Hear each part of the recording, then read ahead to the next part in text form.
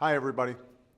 On Friday, I visited Fort Bliss in Texas, where I met with some of our extraordinary men and women in uniform to mark the second anniversary of the end of major combat in Iraq. It was a chance to thank our troops for the outstanding work they've done over the last decade. Fort Bliss is home to soldiers who took part in every major phase of the Iraq War, from the initial assault on Baghdad to the years of fighting, block by block, to the partnership with the Iraqi people that helped give them a chance to forge their own destiny. And while the war itself remains a source of controversy here at home, one thing will never be in doubt. The members of our armed forces are patriots in every sense of the word. They met every mission and performed every task that was asked of them with precision, commitment, and skill. And now, with no Americans fighting in Iraq, it is my privilege on behalf of a grateful nation to once again congratulate these men and women on a job well done. This anniversary is a chance to appreciate how far we've come, but it's also a reminder that there is still difficult work ahead of us in Afghanistan. Some of the soldiers I met at Fort Bliss had just come home from the battlefield, and others were getting ready to ship out. We've broken the Taliban's momentum in Afghanistan and begun the transition to an Afghan lead. Next month, the last of the troops I ordered as part of the surge against the Taliban will come home.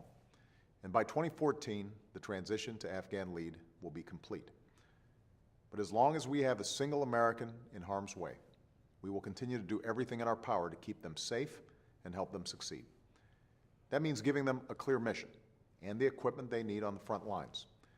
But it also means taking care of our veterans and their families, because no one who fights for this country should have to fight for a job or a roof over their head when they come home. I also told our soldiers at Bliss that part of honoring their service means strengthening the nation they fought so hard to protect. As we turn the page on a decade of war, it's time to do some nation building here at home. My grandfather's generation came back from World War II and helped form the backbone of the greatest middle class in history. They helped this country come back stronger than before. Today's veterans have the skills, the discipline, and the leadership skills to do the exact same thing, and it's our job to give them that chance. It's time to build a nation that lives up to the ideals that so many Americans have fought for, a nation where they can realize the dream they sacrificed to protect.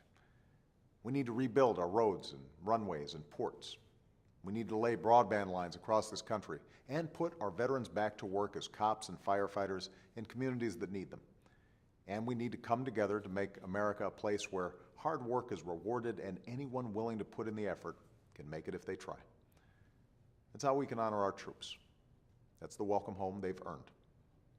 Thanks, and have a great weekend.